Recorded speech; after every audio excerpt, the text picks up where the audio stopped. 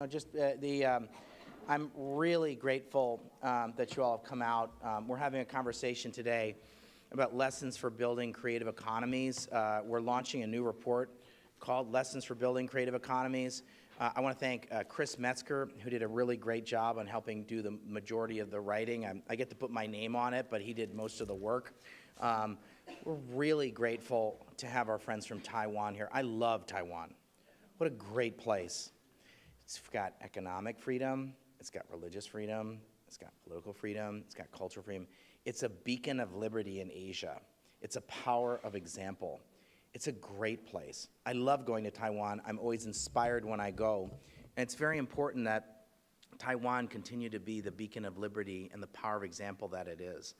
And I think one of the things that's been so wonderful about Taiwan is because of all of this freedom that it's created, it's attracted all sorts of creative people over time and created a place where we can develop, people can develop film and fashion and other components of an economy. If you want to escape the middle-income country trap, you can't just sell commodities.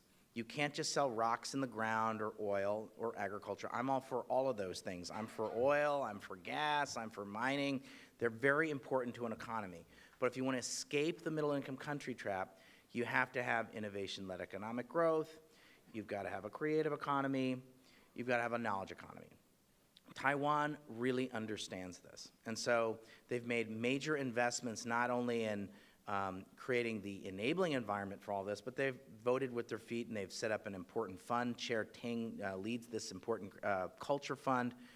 And I don't think we've put enough thought into the size of the creative economy. And if you slice it the right way, it's quite big and it's quite important even in some of the, in a large number of countries. We haven't thought about this in as rigorous a way as I think we need to.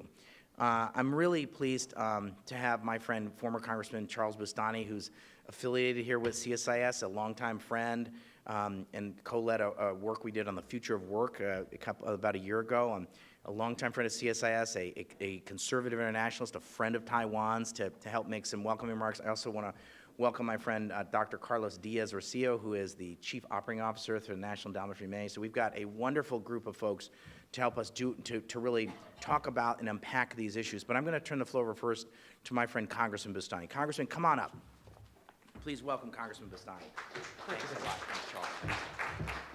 Well, Dan, thank you very, very much for the invitation to be here. And good morning, everybody. Thanks for joining us.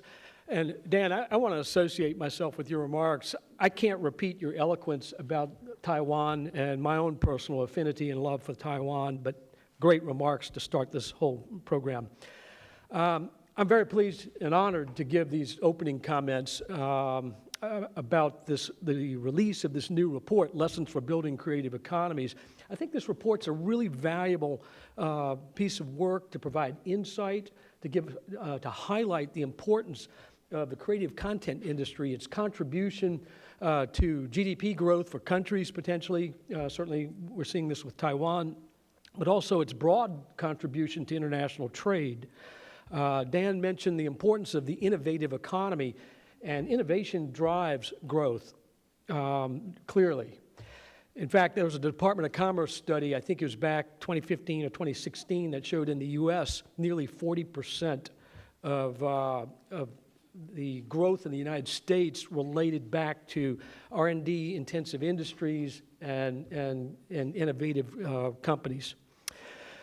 So world trade in the creative goods and services sector, according to UNESCO, grew at an average rate of 14% between 2002 and 2008.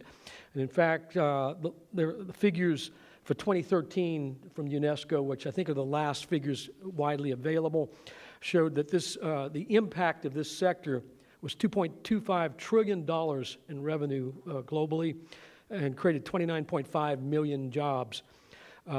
Growth in this industry reached $743 billion in the Asia-Pacific region alone in 2013, overtaking Europe and North America. And Dan's report highlights some of these figures and goes into more detail. The creative content industry clearly helps promote GDP growth, diversification, job creation, and I think one important point about this is how it can drive growth in jobs, job growth in the small and mid-sized enterprise sector. This is critical, and it's especially important in developing countries. But also, I think the fact that it can attract outside investment, foreign direct investment, is critically important. I'm particularly interested, as Dan mentioned in his opening comments about Taiwan, this emphasis on Taiwan in the report is critically important for a number of reasons. And as a former member of Congress, I can assure you that the United States Congress has had a long time focus on the strategic importance of the U.S.-Taiwan relationship, the importance of the economic relationship, and so forth. That has transcended political parties. It goes back to the legislation, the Taiwan Relations Act, all the way to the current Congress, where there's been legislation promoting stronger relations between the U.S. and Taiwan. I think this is really important now. When you consider the assertive posture in international policies that the People's Republic of China has now assumed, its actions to further diplomatically isolate Taiwan, the sharp power that's being exerted in Taiwan. We saw this in the last elections about a year ago. Taiwan's economic diversification from its reliance on the mainland China is a very important priority, not only for Taiwan, but I think it's critically important for other countries such as the United States. I was in Taiwan about a year ago, and I was fully briefed on Taiwan's new southbound policy, which was launched in 2016.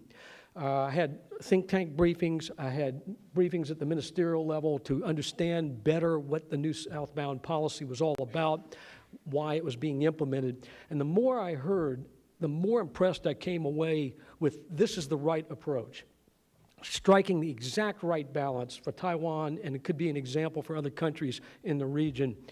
I had an hour of time with President Tsai, and one of the first things I did was to congratulate her on her leadership with this and other things that she's doing to promote women's rights and the involvement of women in the political system and so forth.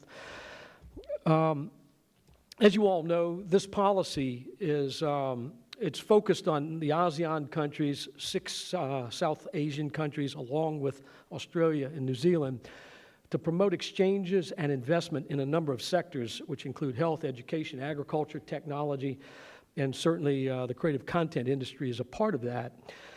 I think Taiwan's open democratic society, its respect for rule of law, its respect for intellectual property rights has now certainly created a burgeoning creative content industry, as Dan mentioned earlier.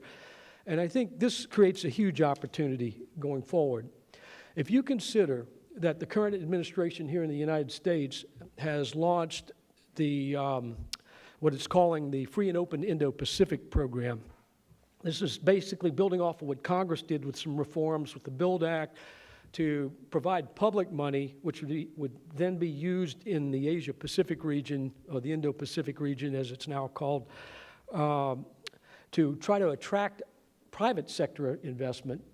Well, the United States is not going to be able to do that alone, and it's certainly the hard money component to this is not going to be sufficient to be able to counter what China's trying to do with its approach with the Belt and Road Initiative. Cooperation is going to be needed in the region. And this is an area where the U.S. and Taiwan can really work together, and it's strategically important, especially given the attempts by China to diplomatically isolate China. And these attempts, this assertive posture is taking on a much more aggressive stance now. But if you think about if the United States works closely with Taiwan and then brings other countries into this, a number of significant benefits accrue. Certainly, economic growth in the region will be enhanced. I think certainly the public sector dollars can be used to leverage private sector investment much more effectively if done in cooperation than if each country is trying to do its own thing in the region. This is a better way to counteract in the economic space what China's doing with its Belt and Road. Taiwan's critically important because of Taiwan's complete respect for intellectual property protections and rule of law in that space. So that's an important export beyond Taiwan that the U.S. and Taiwan can cooperate on.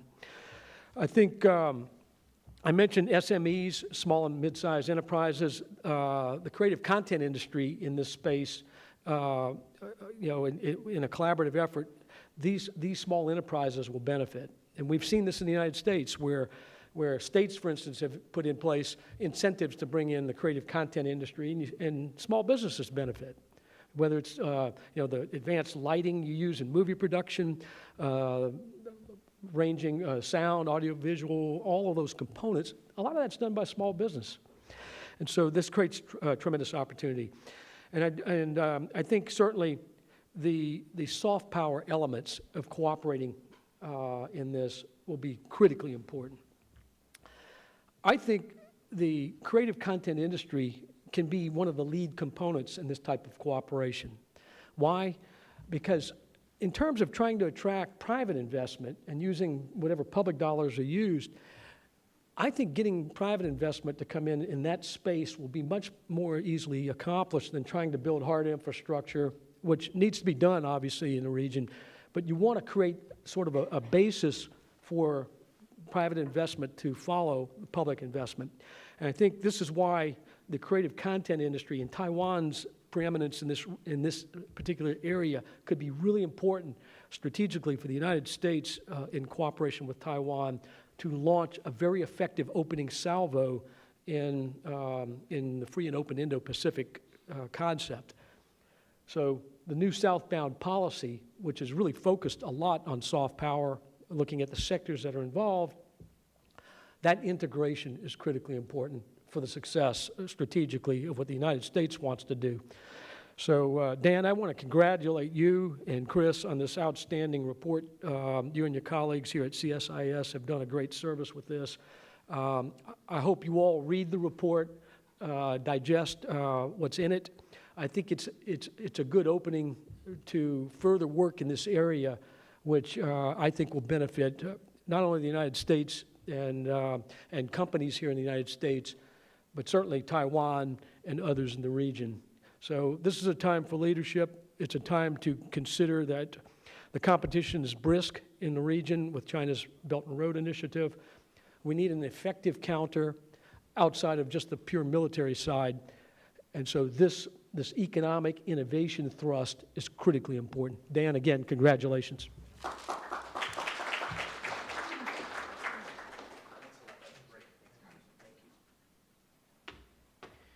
Chair Ting, could I ask you to come up and make some remarks? Please come on up here. We're so lucky to have Chair Ting from Taiwan. Please, we'll welcome your remarks. Please come on up, please. Please welcome her. Thank you, Chair Ting. Thank you. Good morning, everyone. Thank you, Dan, for your introduction. And thanks, CSIS, for the invitation and arrangement. I'm very glad here to meet all of you. And today, I will tell a unique story about Taiwan creative economy. 接下来我要用 Now I will use Mandarin to talk about story from Taiwan. I'm from TAICA, the Taiwan Creative Content Industry. This agency was built just this May this year. This is the agency that our government is committed to developing creative economy, and it's a new structure for us.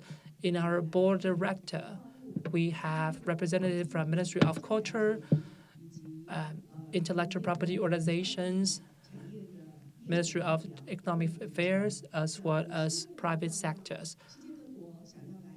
We hope that if other countries from around the world want to partner with Taiwan, we can utilize the power of this agency to offer a lot of assistance to understand the local policy as well as local regulations. We hope to partner with you to demonstrate different capabilities of cultural contents around the world, and we have a lot of resources. Today, we will talk about our story with a lot of contents from creators in Taiwan. I don't know how many of you have been to Taiwan before. Taiwan is a country stands between the continent and great oceans. We are always trying to survive in the fluctuating economic situations, and we have created a lot of political and economic miracles. In 2002, then U.S. Secretary of State Colin Powell have said that I call Taiwan not a problem, but a success story. Taiwan has become a resilient economy, a vibrant democracy, and a generous contributor to the international community. And starting from 2002, the Taiwanese governments have been developing cultural and creative content agency and industries. Over the past 17 years, creative economy has become the new drivers behind economic growth around the world. We believe that the culture is a soul of a country that will demonstrate the energy and uniqueness of a country. Just like Joseph Nye have said before, in the 21st century, we live in the information world. Telling fascinating story is as important as demonstrating military power. Cultural economy are actually reshaping the global economy, and we are trying to tell you what our cultural, political, and economic positions in the landscape. Let me give you some figures. In 2018, Taiwan is the 21st economy in the world, and Taiwan is ranked 12th in the Global Competitiveness Report, and is the fourth most innovative countries in the world, according to the UN World Happiness Report. We are ranked 25th and also top in Asia. We have hospitality, service quality, safety, and different qualities, and that's why Taiwan has been ranked as the best expat destinations in the Insider Survey. In our breakfast, one of our partners have mentioned that if you do not want to stay in a hotel in that country, you would not want to invest in that country. I believe that if you come to Taiwan, you will be loving to stay in Taiwan. And Taiwan has also the most favorite destinations for a lot of expats around the world. That demonstrates our diligence, creativities, and unique history and culture in Taiwan. And we have created fascinating lifestyle. We embrace our unique stories in the world, and our cultural content industry also embody these characters. In these videos, you will see contents created by our local creators in Taiwan. In political and economic discourses, our global story starts in the age of discovery. Critical political and trade wars have changed our fate in Taiwan multiple times. This is a new TV series called Lady the Butterfly. It is a shipwreck about an American commercial vessels in 1867, which triggers a lot of negotiations and conflicts between different ethnic groups in Taiwan, and also opens the opportunities for local peoples to connect with the world. We have another documentary called A Love Letter in Taiwan.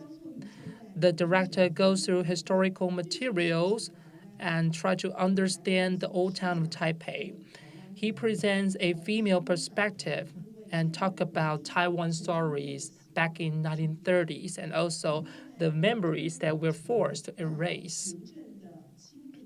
Over the past few centuries, from Dutch colonizations, Chinese regimes, Japanese colonizations, to the end of World War II, our fate in Taiwan has changed multiple times. Each segment have created discrepancy and cultural gaps in Taiwan.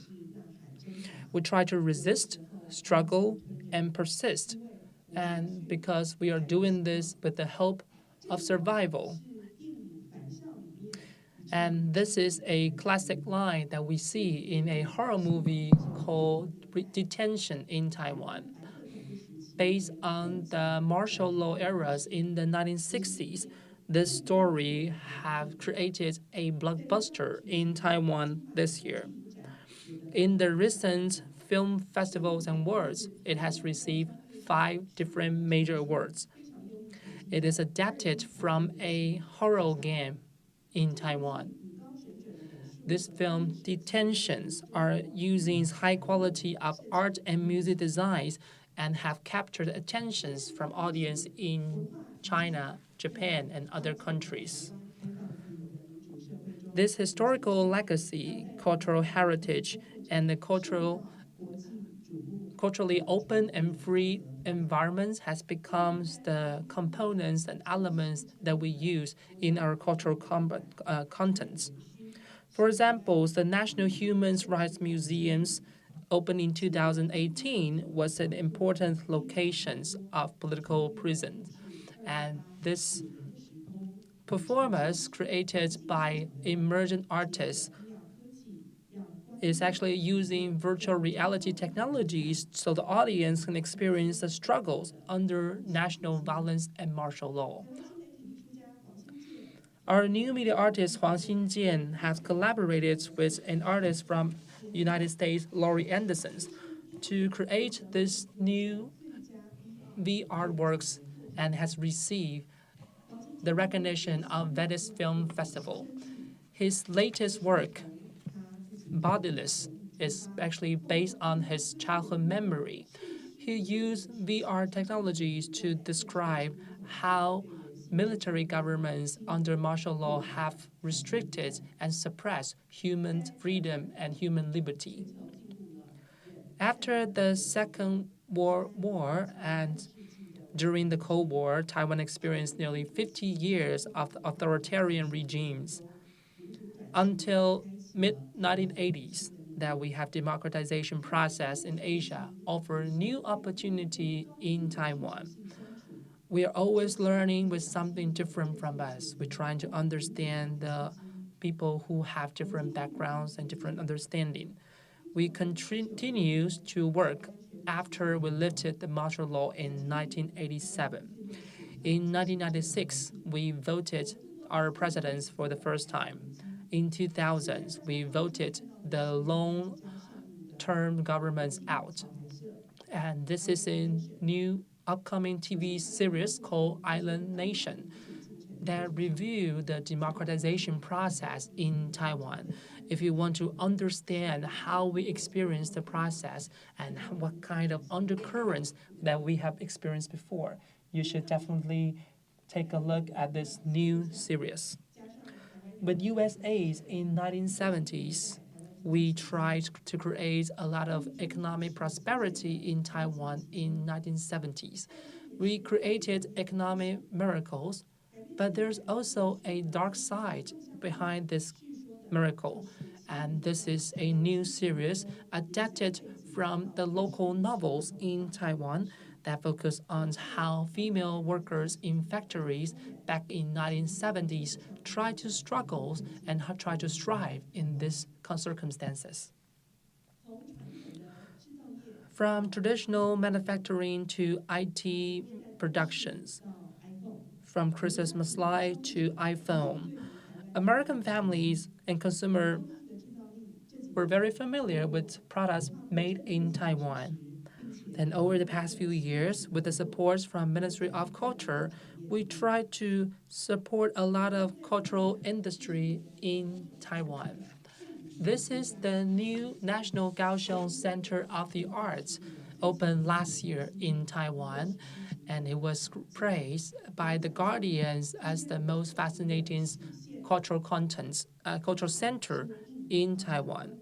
And all these rooftop and ceilings are made by steel plate. And there are only 3 of these architectures around the world, and this is the largest one in scale. And it's built based on the technology that we have in Taiwan.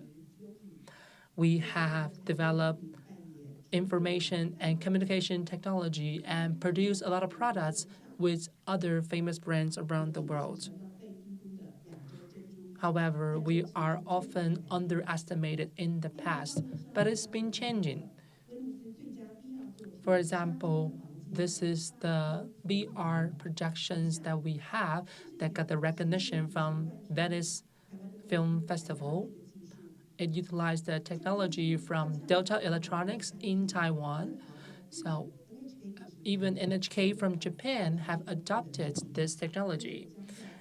In the upcoming 2020 Tokyo Olympics, you will get to see our amazing projection technologies from Taiwan. The rise of online technologies have changed the world we live in. Big data, AI, 5G, and virtual reality and different technology have changed the cultural content. Now, nearly 90% of population in Taiwan are online, and they are using all different technology in their local culture and daily life. We have some impressive works regarding to immersive interactive contents and experiences. We have got a lot of nomination from Venice Film Festival recently. This is another example. We have a choreographer called Huang Yi. He's using robotic arms and dance with robotic arms. He's now coming up with a new venture to come up with a new cafe that combine Michelin star cuisines as well as performing arts. The young artist called Luxury Logical created this huge mechanical flowers in Taichung in 2018, so we can all listen to the sound of blooming.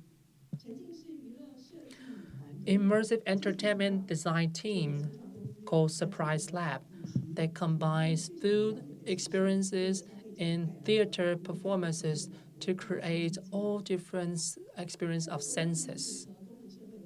Democracy and energy in civil society respect differences, stay open and inclusive, prioritize human rights, and offer creative freedom.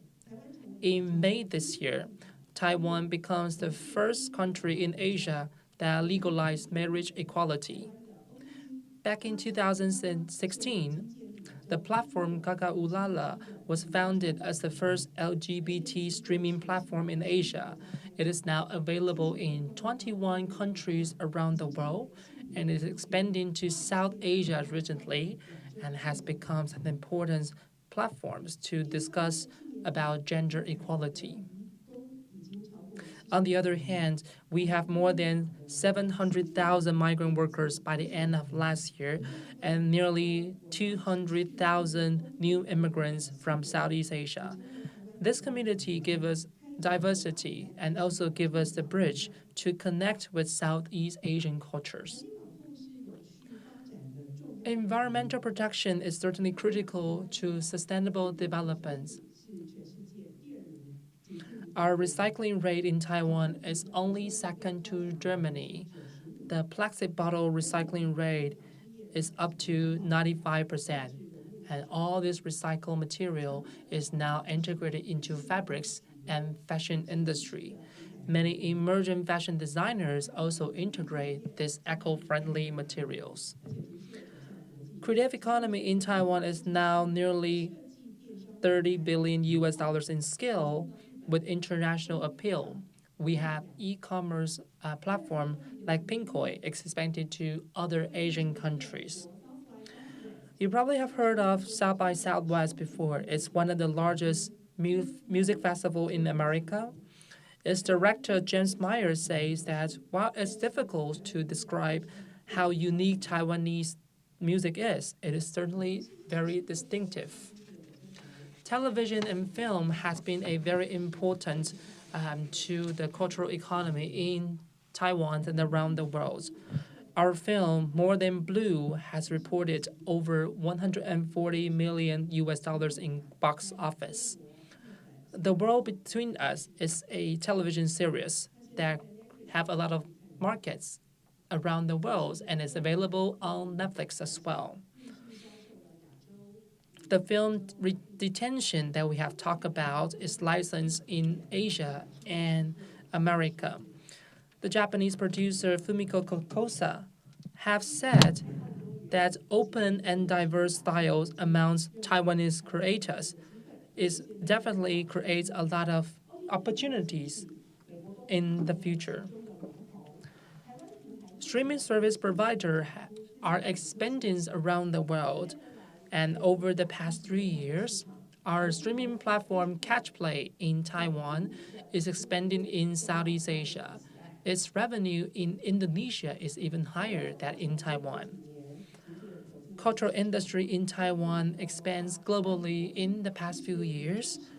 The creativity is based on our stories, and it has expanded and it showcased that if you go local, you can go global.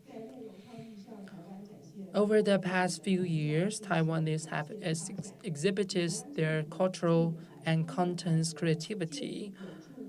We have a lot of reforms that has been very helpful.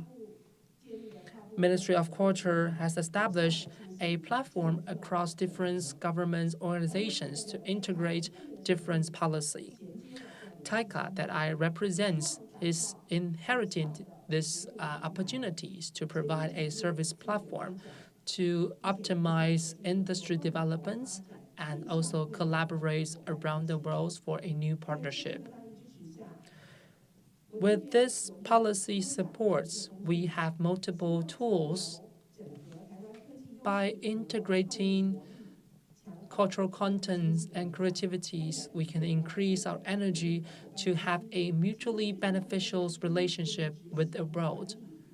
We will manage the National Development Funds for cultural investments. We want to create a new strategies to build our new cultural brand. Ladies and gentlemen, today we talk to you about our cultural content developments in Taiwan. These developments are closely connected with our destiny and our fate over the decades. We have creative freedom, but it's fought and secure and cherished by generations of local populations. As the Korean War Veteran Memorial, not far away from CSIS, freedom is not free. There's a price to pay to pursue freedom. Americans have been through this path. We have been through this path in Taiwan, and it's worth defending.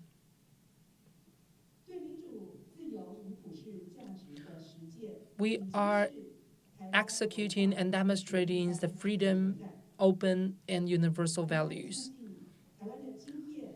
Our experience in Taiwan is precious, and we are willing to contribute and share with the international community. By developing creative economy together, we can reduce poverty, improve job markets in the Indo-Pacific regions, and enhance quality of life. We will continue to deliver these stories and cultural contents to share our fascinating story. Thank you very much. Thank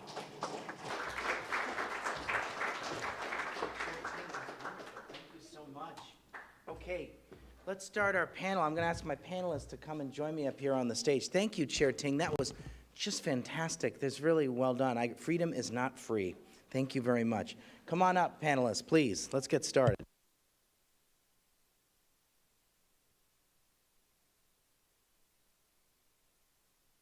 We've got some really thoughtful and interesting panelists to help us unpack the issue of the creative economy and culture.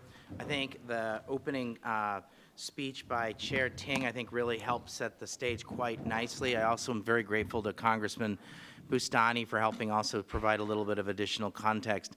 I'm going to start with my friend Dr. Carlos Diaz-Rocio, who's the Chief Operating Officer for the National Endowment for Humanities, in essence, the de facto Ministry of Culture, if we would. It's not exactly that, but we're very fortunate to have someone of Dr. Diaz-Rocio's caliber as the Chief Operating Officer for the National Endowment for Humanities, a former professor at Harvard for 20 years, had a senior job in the White House, and is just a really gifted leader and a longtime friend of mine. So Dr. Diaz-Rocio, thanks for being here.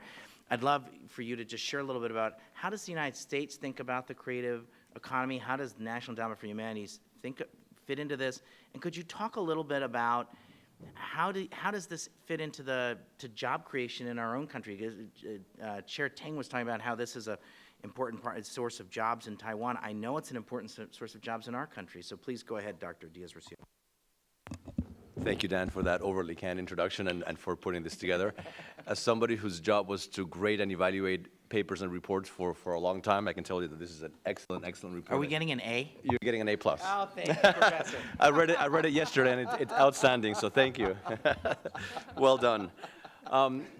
Let me tell you a little bit about the NEH. It's a small federal agency that was created in 1965 by Congress, and like Dan said, we're the closest thing, along with our friends at the NEA, to a Ministry of Culture. We're not quite that, but we have a budget of, the NEH has a budget of $155 million and growing a year. And we give grants to promote investments in culture. And we do it in a fairly decentralized way. So in answer to your question, the U.S. government approaches cultural investments in a fairly decentralized way, which has some advantages and disadvantages. 40% of our budget, 40% of that $155 million a year, goes directly to our state partners, our councils. We have 56 state and territorial councils, one for each of the 50 states, the District of Columbia, and the 5 territories around the world, American territories, 2 in the Caribbean and 3 in the Pacific. And so 40% of the budget goes directly to them. And just to give you one example, a year ago, in 2018, they generated, let me give you the exact numbers so I don't misquote. In just 1 year, these councils organized more than 49,000 events that reach over 124 million people. The other 60% of the budget goes to grants that are done on a competitive basis. And so we stimulate economic development by investments in culture through a grant-making mission.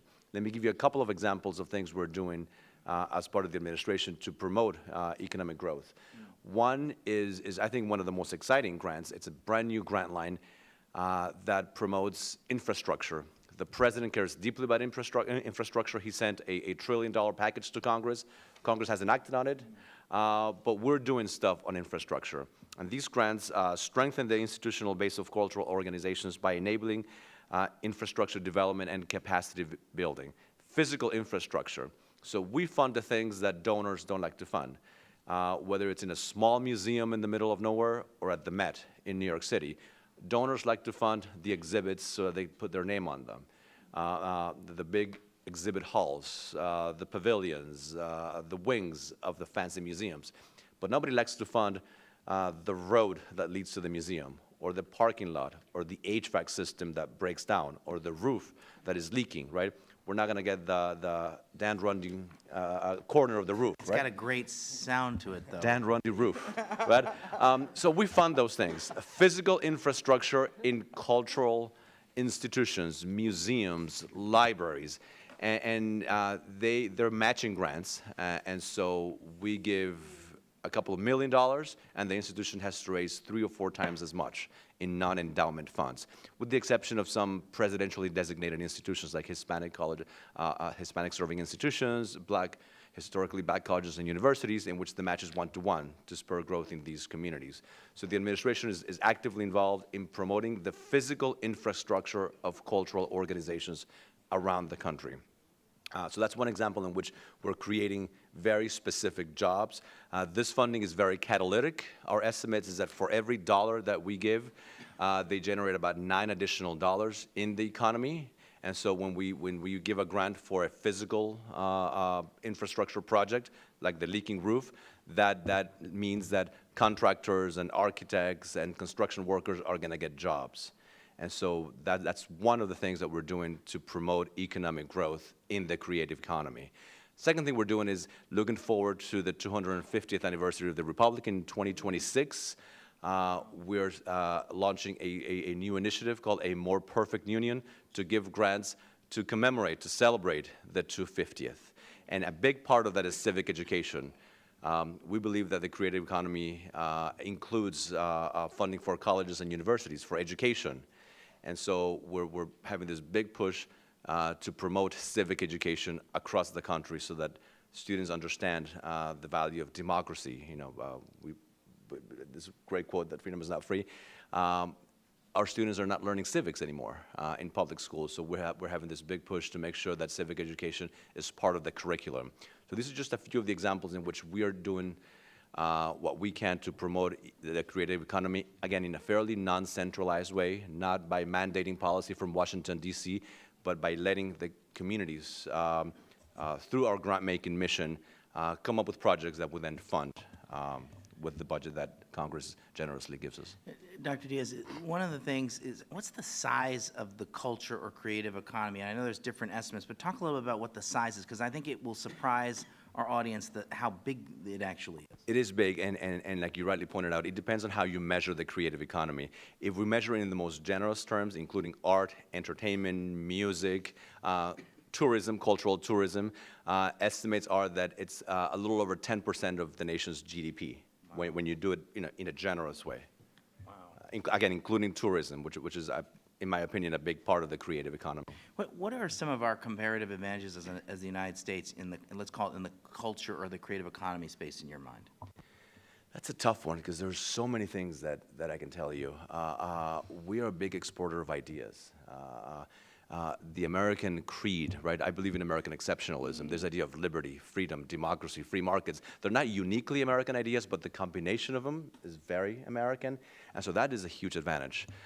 Entertainment, of course, pop culture around the world is heavily influenced by American pop culture. And so it's really hard to pinpoint one specific area, but I would say the export of ideas, the export of our culture. We're a fairly young nation, right? A little less than 250 years, yet we have some of the greatest museums around the world, throughout the country. And so we're a big exporter of culture in a way that not everybody thinks about because our culture is not ancient, right? We don't have buildings that have been around for thousands of years, but we do have some great cultural institutions around the country. Thank you, Dr. Diaz. So, Chair Ting, I'm going to just jump over you, and I'll come back to you in a little bit. But you studied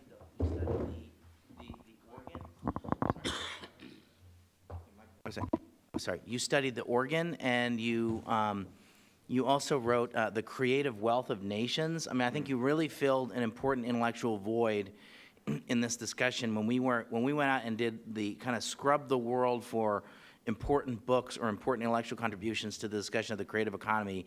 You were one of the few and one of the most important authors, I think, on this really important and interesting topic that deserves more attention. So I'm really glad you're here. You also have written about where the arts go, trade follows. Can you talk about some of the ideas in your book? And talk about this concept or this idea that where the arts go, trade follows. Because I think there's a bias that the culture and the arts. Well, maybe this is too soft, and this isn't worthy of sort of attention or focus. I disagree, and I suspect you do too. So talk a little bit about this. Yeah. First of all, Dan, thank you very much for the invitation here. I will say that where I come from, if you don't thank people, they'll never invite you back. So I have to thank you for the invitation here. And also I must note how this world is so small. John Hamre actually introduced us, or actually asked me to get in touch with you when I think Helen Clark was speaking here some years ago, and he thought you are the person I should get in touch with. And so it's great that we finally have been in touch. And of course, Carlos, I saw him, met him, was it in September? of all places in Barbados. And here we are. You're both together. working, of course. Yes, we are both working with the Inter-American, I think, culture meeting. The 8th annual meeting of ministers of culture. Yeah, so I'm not a minister, but I was delighted to be there, to be part of the conversation. It's good to see you here. And of course, Chair Ting, I must say my introduction to her is when I was doing research for my own book, I realized Taiwan was actually way ahead with some of the things you mentioned, but also one of the things I mentioned in the book, because as we go on talking here, intellectual property can be a delicate issue to talk about. But when I was looking at who is doing what we can, case studies, what we can copy and learn from, what they are doing, Taiwan was number one. I was impressed with something you are doing called the Taiwan Intellectual Property Academy, in which the country, or Taiwan, is really promoting the idea that we should teach intellectual property, because sometimes the misunderstanding is that we don't all agree on the definitions of how to approach intellectual property. Of course, when I turned to my left, I was at the UN about 2 weeks, maybe a month or so ago, and I spoke with also the minister, I think the second ambassador to the UN. His name is Muhammad Koba, and he was telling us how Indonesia is actually sponsoring the 2021 resolution of the creative economy in order to see that we make the year 2021 the year of the creative economy. And Indonesia is leading that resolution and to making sure that it passes. So it's good to be in such company.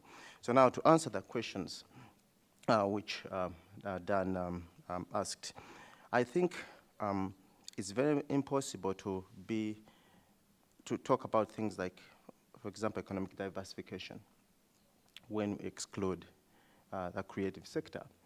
Because as Dan, you said in the introduction, oil is wonderful. I'm glad we have oil all over the world, and the natural resources are wonderful. But the world, again, also Carlos mentioned, it runs on ideas. And those ideas, indeed, creativity is part of those ideas. It's very difficult to say that the United States is going to be judged by only material or physical things, but Hollywood, which I think you have successfully exported all over the world, is a very big part of the economy. In fact, California, is it the number? It's a big economy, really based on Hollywood, richer than many countries. And so this is a very important thing. But also many countries, the issues of cultural tourism, for example, those are not taken seriously. Yet some reports have suggested, I think as recent as 2014, 1 in 11 jobs in the world are jobs which are coming out of tourism. And cultural tourism is, of course, part of that. But also my favorite idea with how all this works and the creative wealth of each nation is the idea of emancipating human imagination. In that's why if you are a principal, high school principal, or you teach music or art stuff, I suggest that try to fight back the cuts we are facing in schools. Because most of the time, students are being told to study math, science, and technology, and they're excluding the arts. Yet in the arts, by combining science and technology and the arts is where we're going to get the kind of imagination we need. Indeed, some of the things we are running on today, like the planes flying, we have people, Leonardo da Vinci, who are polymaths, who are not just engineers or just people as having fun with playing whatever they wanted to, but with their creativity, combining with math and other kinds of intellectual contributions. Some of the things we are benefiting from is because they were interdisciplinary or cross-disciplinary nature of looking at the world. But one thing I must note is that this is all wonderful. Actually, I'm a firm believer that we're going to get there in terms of creative economy. What I think we need to emphasize is inclusion. It's very easy to see that a country like mine, Uganda, we can promote their creative economy and grows well, but only a slight sliver of very few will benefit from all this. So I don't want Uganda, for example, to create a movie which does so well, yet people who are really part of all this don't all benefit.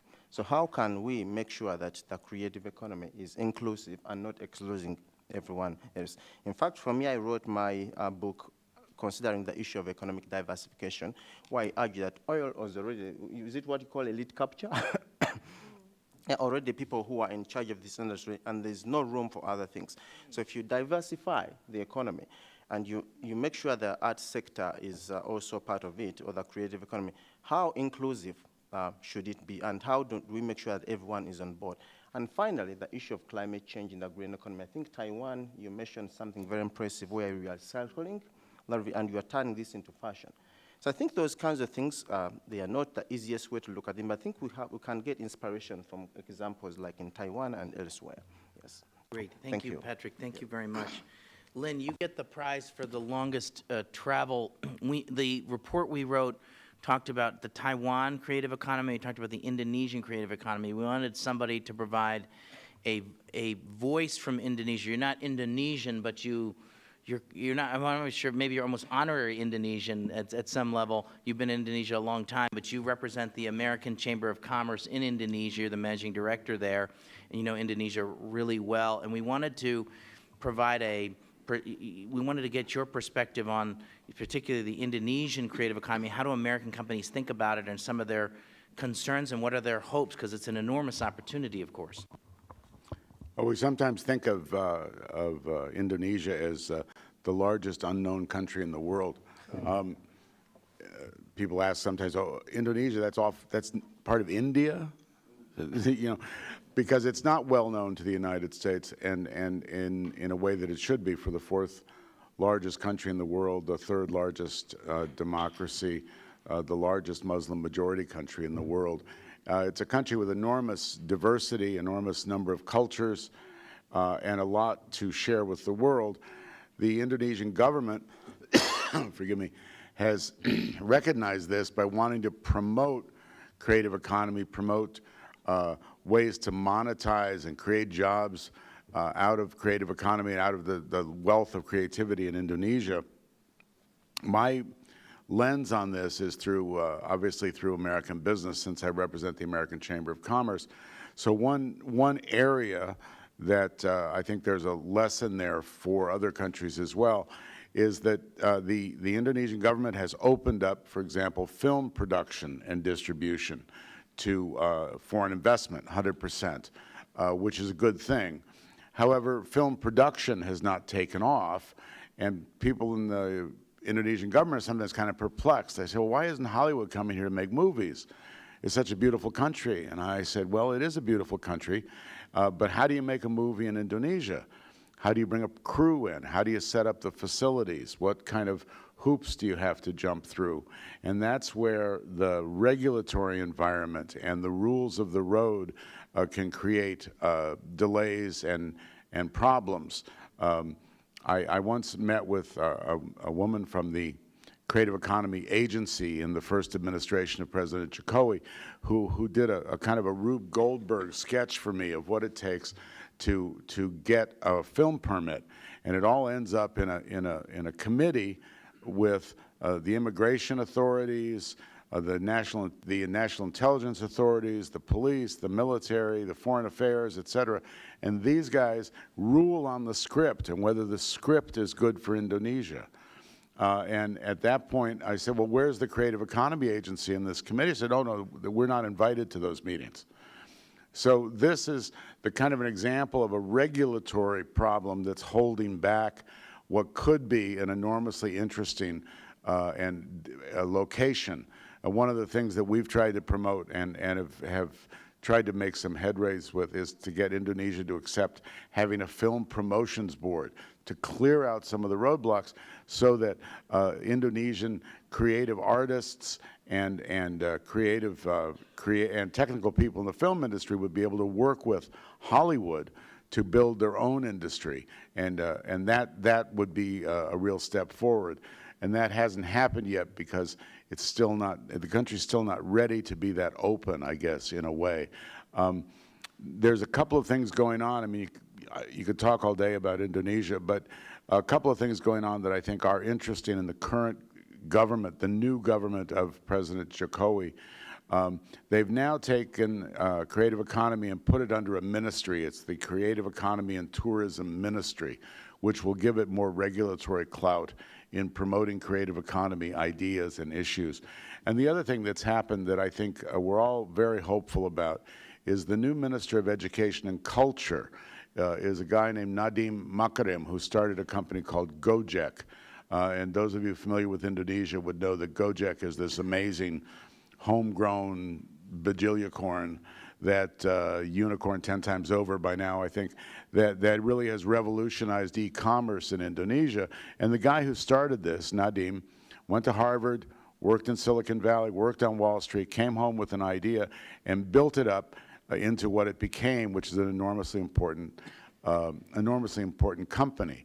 And it's a multicultural company. Its funding is from all over the world. Nadim is a guy who thinks horizontally and in many different dimensions.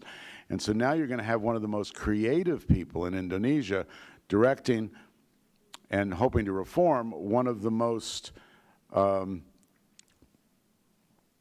conservative bureaucracies in the country, education. And the hope that I think the president has is that out of this will come some reforms in the education system that will promote creativity and move us from rote learning, which is the way we do things in Indonesia, and having to take the national exam, which I see Ibu Popi is here. I mean, when you have to take that national exam, everybody has nightmares for years in 6th grade because they have to take this exam. I think we want to go from, the hope is that we move from memorizing everything to solving problems in a creative manner. And I think that would unlock enormous benefit for Indonesia in terms of unleashing this amazing potential. It's an enormously creative country, and I think everybody would like to see the cuisine, the fashion, et cetera, more globalized. It already is a presence in Islamic fashion for sure, but I think we'd like to see, we mean the American business community as well as the Indonesians, the Indonesian government would like to see this creative potential really take its place in the economy that it deserves. I think it can happen, but it's going to be a long road to get there. Chair Ting, let me turn to you. I was thinking about this issue of intellectual property and the issue of education. Could you talk a little bit about how and when Taiwan began to take intellectual property seriously? Because it seems to me that that is one of the pillars of Taiwan's creative economy. And then could you talk about how Taiwan thinks about education? Because you need creative thinkers, and you also need to allow and enable people to develop skills and crafts, whether it's artistic or performing arts or others. Talk a little bit about the educational system as well, please. 好，谢谢 Dan。 Thank you, Dan. Over the past 3 years, we have seen significant progress in intellectual property in Taiwan. When we develop cultural and creative industries, of course, each sector have different stage of developments, and film and television industries, in comparison, is moving very fast. For domestic creators, they emphasize and they care about their intellectual properties over the years, and they have advocates for them. After 2016, our governments and our Ministry of Culture have been very efficiently to communicate to different departments and ministries. So, for example, for a lot of creators, of course, they hate about the piracy and hate about those pirates set-up box. And we have amended the regulations and law to punish all these illegal operators. And our patents protections have extended from 12 years to 15 years now. And for those people who have infringed intellectual property, after people have raised the litigations, we have streamlined the process to punish those violators. And we have signed agreements on intellectual properties with many countries. And we also have the patent search systems in Taiwan that is connected around the world to enhance how we protect intellectual property. As to educational system, around 1994, we have adopted a major educational reform because of the major demonstration from the private sector and from local citizens. Just like Lynn has said, this kind of national exam has been a nightmare in the past for people in Taiwan, and this national exams was not helpful to our educational systems. Because of democratization process in Taiwan, civil society has been very loud and very vocal regarding to these reforms. Through demonstrations, protests, elections, and political participations, we have reformed the system for the better and tried to create a better life. So over the past 3 years, we have seen another major change in our educational system. And we have seen new forms of the schools over the year, in Taiwan now. And we know that there are different kind of schools in America as well. And we are trying to follow your step and try to provide a very diverse way of educations and educational methods. And of course, internet is very popular now in Taiwan. It's proliferates to all the younger generations. People now, in many cases, learn about the world from the internet, not necessarily in the school system. So people have different methods and many different channels to learn. Okay, well, you've all been very patient. I'd love to hear from the audience about, I know there's some thoughtful people in the room. I've got lots of questions for this panel, but I'd love to give a chance for the panelists to ask, sorry, from the audience to ask some questions. So.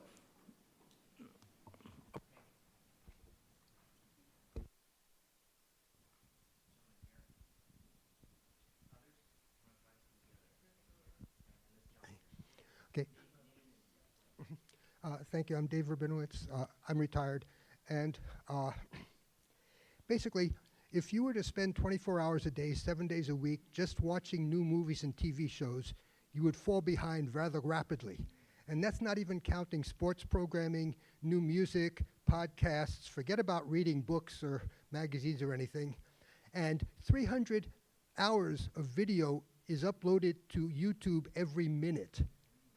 So Adam Smith, in his book, The Wealth of Nations, didn't even talk about creative economy because at the time, it didn't really exist as part of the economy. It was all local, do-it-yourself, informal economy. As we stress, as we encourage people to get into this creative economy, are we going to go back to that kind of time where there are maybe a few winners but millions of starving artists? And is that a bad thing? That's a great question. Thank you. This woman over here, we'll bunch them together. We'll get the three questions. Thank you. Hi. So I have a question. Sorry, name and oh, organization. Sorry. It's Elizabeth Muir, and I'm with DAI and Invest Project. But this is also a personal passion of mine. I lived in Afghanistan and helped develop a clothing line out there. And I'm particularly interested in development of apparel and fashion industry, and also how you would integrate the artisans, because a lot of times those are the people that need income that day, and they don't have time to wait for development of a fancy factory and things like that. So what would be the best approach, in any of your opinions, going into an emerging economy? And again, they vary from development from Afghanistan level to Taiwan. I mean, very developed. So what do you think would be the best approach to be able to cultivate that industry?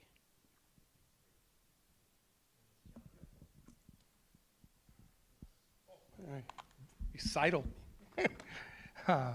Good morning. My name is Jose Ocasio-Christian, and I'm with the Kalos Foundation. Dr. Kamanda brought up a really good point about the growth of Los Angeles being a CCI hub, essentially, how creative has driven the sense of economy, if you recall. However, while I'm not an expert in the arts, we do a lot of study on economics and economic growth. There is an investment aspect of it within the population and the government as to how much debt they're willing to go. So in other words, LA is great because someone's willing to spend money and go to debt and somehow they'll cover it later. So as I talk across all three of you, how do you see Taiwan? How do you see it globally? And how do you see Indonesia growing this investment? Is it the government's going to go into debt? Is it the population is going to invest? Either internationals are going to invest in Taiwan to cover the debt that you're going to invest in creating the CCI? How do you envision that? I'm going to start with Patrick. So Patrick, I want you to take on any of these because I think you've spent the most time thinking about these questions. Then I want to ask Lynn. Then I want to hear from Dr. Diaz and then Chair Ting. Okay, so Patrick. Thank you all for your wonderful questions. The first one, which was really touching on winners and losers, which is about inclusion. It's a very, very important point. And I think that's one of the things we all have to think very, very carefully, because indeed, I could be a producer and go to Uganda and do very well, but the people who work with me never see anything. So we really have to make sure that artists are really compensated fairly. Otherwise, you're going to always have these. Of course, there will always be starving artists, but what I want to say that we should try to work on just not promote the creative economy for promoting the creative economy's sake, or actually any other part of the economy, but indeed it works for everyone.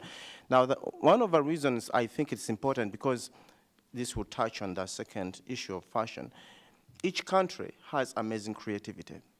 And if each country can draw on its strength, fashion in Indonesia may look like Afghanistan and Uganda, but there are different variations. I think that, and that also brings in the issue of nation branding. So when Adam Smith was writing his book, The Wealth of Nations, maybe this was not what he was thinking about. That's why I thought I should just use this title and add the creative wealth of nations, because indeed each country has this wonderful creativity, be it fashion, music, film, but how do we make sure that indeed works for everyone? Because people don't have to be, we all have to go to conservatory to become very technical pianists. People are creative generally, naturally. How do we draw on that to help them also uplift themselves socially and also economically, and maybe also spiritually? But artisans, yes, one figure I cannot still believe it's true, but probably it's true that the crafts industry is, would you guess, about $30 billion. The crafts, you know, these crafts, not corruption. And the banks. So, I mean, I still can't, I mean, yeah, globally. I mean, So the global handicraft industry is $30 million. Yeah, 30 billion. With a B. With a B, that's a B. So this is some years ago, maybe even 10 or so years ago. But still, when I think about it, it's hard to believe, but because if I go to Uganda, the craftspeople always looked at the most lowest. They're just selling trinkets here and there. And yet this is part of the artisan industry and fashion. So how do we make sure this comes into? Some places I think have worked on this. You may find that you may get a national development plan, which is in this case could be rural development. Maybe even here in the US, they are trying to start this, to see that how do we get the rural people, not just designers in New York, but people also in small places be part of the investment capital and giving them exposure and promoting their work. And that work comes to the issue of also cultural tourism, which I think Carlos mentioned, that indeed if I go to any country, be it Taiwan, Indonesia, Uganda, when I go to see tourism, I see how these crafts are made. Now, one other thing which is complicated but try to make it very easy is that if I go to a country, let's say Indonesia, to learn how they make their crafts, that's international trade in services. But how many countries say that we have a summer program, people can come here to learn our fashion, to learn design, because if you put them on the market, they may be actually more interested in getting them because of the sort of emotional attachment they may have on these things. So I think a government has a role to play. And by the way, I am a big believer that individuals always create. Because even if government neglect, people are always doing their stuff. But when we get to complicated issues of trade agreements, making sure that crafts come from Africa or Taiwan here without all these barriers, how do we do that? Intellectual property itself. I don't want you create a nice design in Afghanistan and I come just steal it. So how do we make sure I protect it? On the other hand, we have to disseminate ideas. It's okay for kids to learn from these kinds of fashions. How do we do that? And then very last question on Hollywood. That's a very complicated question, but I think that people make investments. In fact, for me, that's the part I take when it comes to intellectual property. I believe that if you pour money into my studio, you are investing that money. How do we make sure you recoup your money? Who should pay back that money? Because if I put my movie online and people just go and download it and use it, so how are you going to get back the money? And the other very interesting thing which must be noted here is that it doesn't mean that actually people get the movies or songs via piracy, the economy instead of arts. No, actually there's some economic activity going somewhere, but you, the investor, the artist, actually not benefiting as much as you do. So how do we make sure that we reward a system which really helps that investors and others in the sector are benefiting, not just for themselves, but the ecosystem all benefiting. And this is important because also Nigeria has a figure, difficult to believe, that Nollywood, which is the version of Bollywood, of Hollywood, Nollywood of Nigeria, employs, I think, more than 1 million people. And it's actually the second largest employer behind agriculture. But then you hear stories that 50% of the movies in Norway are palliated. So the industry is not benefiting as much as it should. What should we do with that if investments are to come in? So I'll stop there and others can come in. Yes. Lynn, how do you, how do any of these questions that came up, how do they come across your radar screen in Indonesia? Well, a couple of different ways.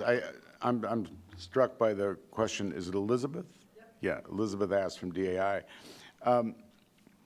Fashion and crafts in Indonesia. One of the best friends of fashion and crafts in Indonesia is e-commerce and the emerging financial technology apps in Indonesia, which are making it possible to do, micropayments, small transactions very easily, and also the ability to do peer-to-peer lending, which is something that's really taking off in Indonesia. So a big giant company like Facebook, for example, with all of its controversies, one of the things it does that's really helpful is it helps to enable small stores that exist on Facebook to sell fashion, to sell crafts, to sell their ideas online and generate more income for SMEs. I think you can see the link between investment, for example, in fintech startups and in e-commerce platforms in Indonesia, many of which are very advanced. You see a relationship between that and the growth of marketing platforms for small and medium enterprises.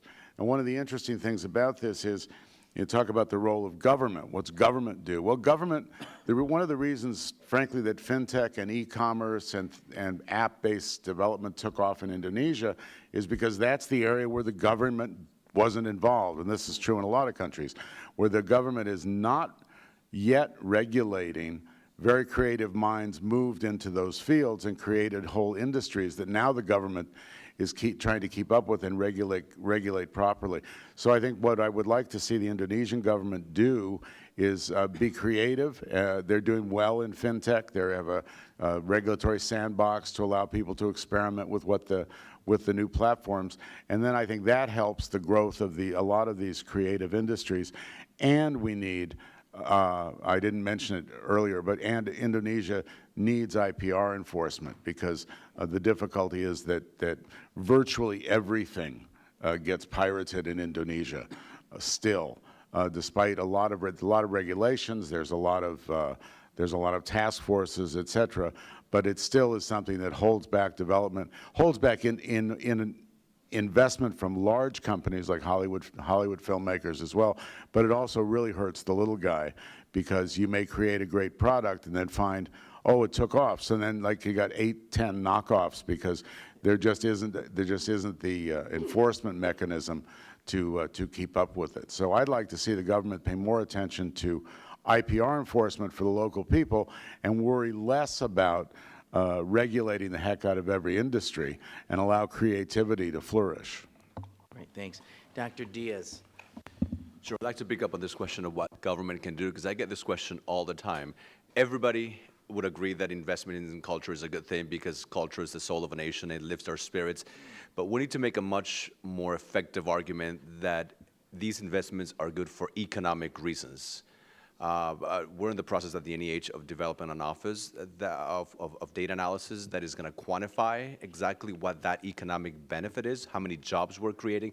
I mentioned some rough estimate that each of our dollars generates $9, but those are soft numbers, and we need to be able to, I need to be able to go to Congress and tell each district, we have invested X number of dollars, and that created X number of jobs, and by quantifying the economic benefit of investment in culture and the creative economy, I think we're going to do a much better job in making the case that government has a role to play, and the multiplier effect is real and needs to be quantified in a very, very specific way.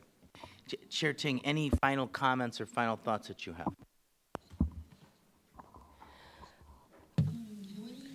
So in Taiwan, because we are going through democratization, the role of the government really has to go through legislative branch and also through our media and also officials. Everyone's facing a lot of pressure. We need to respond very quickly, be it to the people or to the industry's needs. So we had an audience here that asked the investment for funding, whether it's going to become a big liability for the government.